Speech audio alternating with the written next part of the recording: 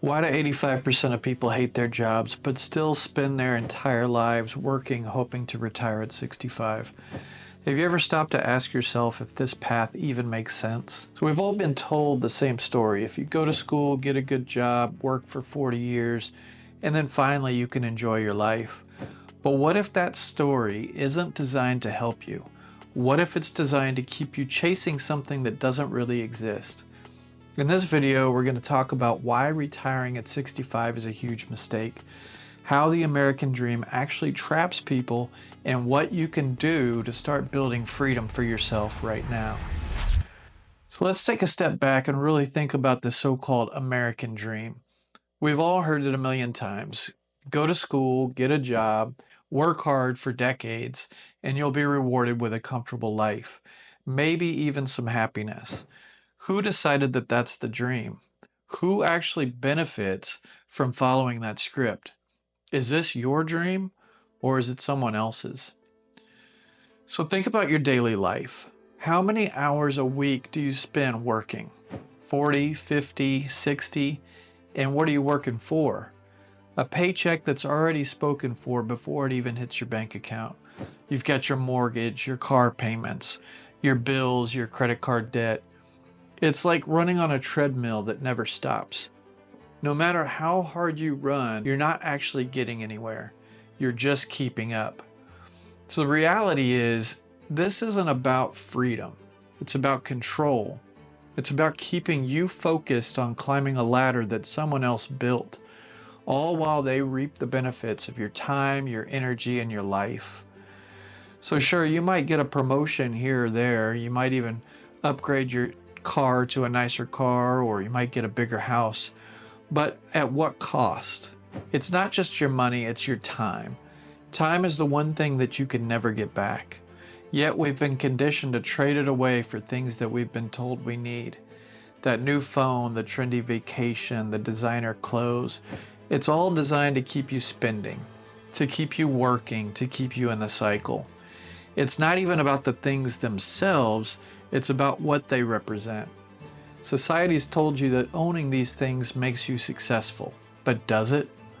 Does driving that car or living in that house truly make you happy, or are you just keeping up appearances, trying to live up to someone else's idea of what success should look like?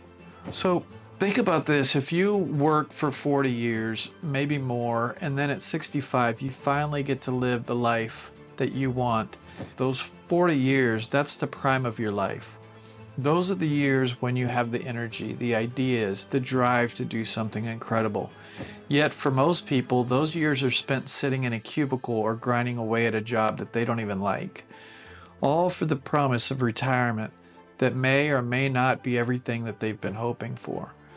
How many people do you know who make it to retirement and actually get to enjoy life? Life doesn't come with guarantees. People get sick, markets crash, plans change.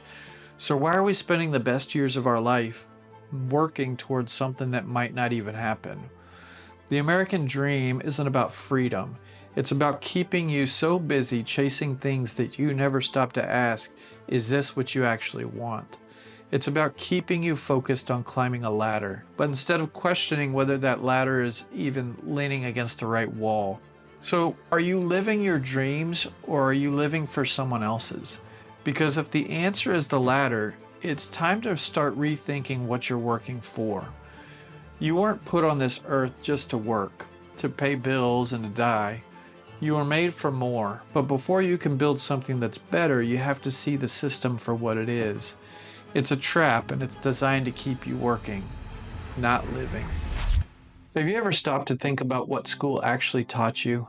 From the time we're kids, we're taught to follow the rules, show up on time, and do what we're told. On the surface, it sounds fine. Discipline, structure, and hard work. But if you dig a little deeper, you start to realize something.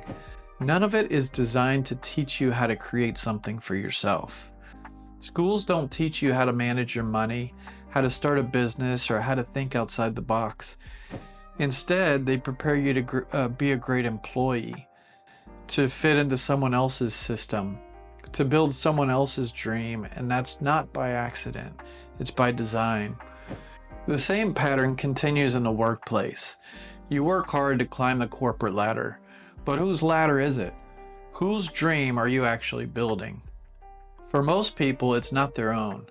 You spend years, maybe decades, pouring your energy into someone else's company, helping them hit their goals and live their best life, while you're left hoping that maybe, just maybe, there's a promotion or a raise waiting for you at the end of it. If you're one of the lucky few who loves their job, that's amazing. There's nothing wrong with being in a role that genuinely fulfills you. But the reality is most people don't feel that way. Studies show that 85% of people hate their jobs. That's the vast majority of the workforce, waking up every day dreading the thing that takes up most of their time.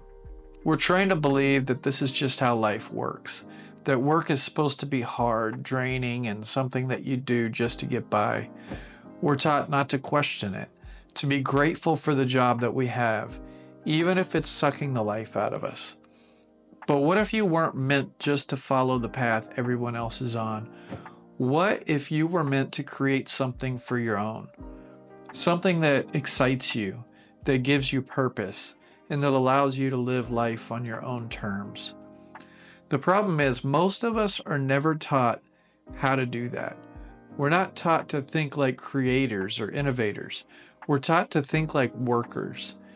But you don't have to stay in that mindset. You can start shifting your perspective and asking questions like, what do I really want to build? And how can I create something that aligns with my values? If you've been stuck in the cycle of working for someone else, it's time to stop and ask yourself, is this really what I want? If you're doing what everyone else is doing, you're going to get the same results as everyone else. And most people spend their entire lives chasing something that they don't even want, just because they never stop to question it. There was a saying that goes, don't believe everything that you hear on TV. It's something people used to say all the time, and it made sense because not everything you see or hear is the truth. But this doesn't just apply to the news or media, it applies to the entire system we've been taught to trust and believe. Why do we blindly accept that the only way to live is to work 40 plus years at a job that we don't enjoy? Why do we think it's normal to spend our best years building someone else's dream? The truth is, most of us never even stop to ask these questions because we're too busy following the script. This system isn't set up for your success. It's set up to keep you in line, to make you a good worker, a loyal consumer, and someone who doesn't rock the boat. And the more you accept that narrative, the less likely you are to see the opportunities that exist outside of it. But what happens when you start to question it? What happens when you ask, why am I working so hard for things I don't even need? Or who benefits from the choices that I'm making?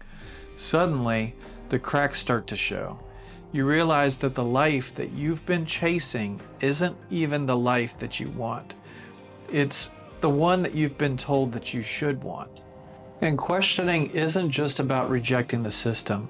It's about finding out what you truly value. It's about looking behind the curtain and seeing the mechanisms at work. So why are we taught to measure success by the size of our house, or the brand of our car, or the title in our email signature? Why do we feel like we're failing if we step off that path? The truth is, the people who break free and create lives of meaning and freedom and happiness are the ones who refuse to blindly accept the rules. They're the ones who ask hard questions, and they don't stop until they find the answers. This doesn't mean you have to quit your job tomorrow or reject everything you've been taught, but it does mean you have to wake up. You have to start thinking critically about the life that you're building. You have to ask yourself, is this really what I want? Or is this just what I've been told that I should want? If you really want to live differently, you have to think differently. And that starts by questioning everything.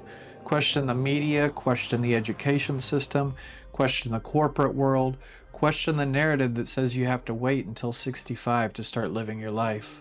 And most importantly, question yourself. What are you working toward? What do you value? What do you want your life to look like? These questions are the key to breaking free from the cycle and building a life that's truly yours. So here's the truth. Retiring at 65, living for the weekend, and chasing someone else's dream doesn't have to be your story. You have the power to question everything you've been taught, to see the cracks in the system, and to start building something better, something for yourself.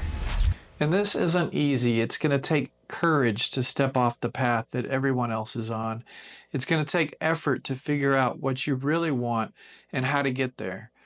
But you don't have to figure it all out at once. It starts with one small step: questioning the narrative, waking up to the system, and deciding that you're ready for more.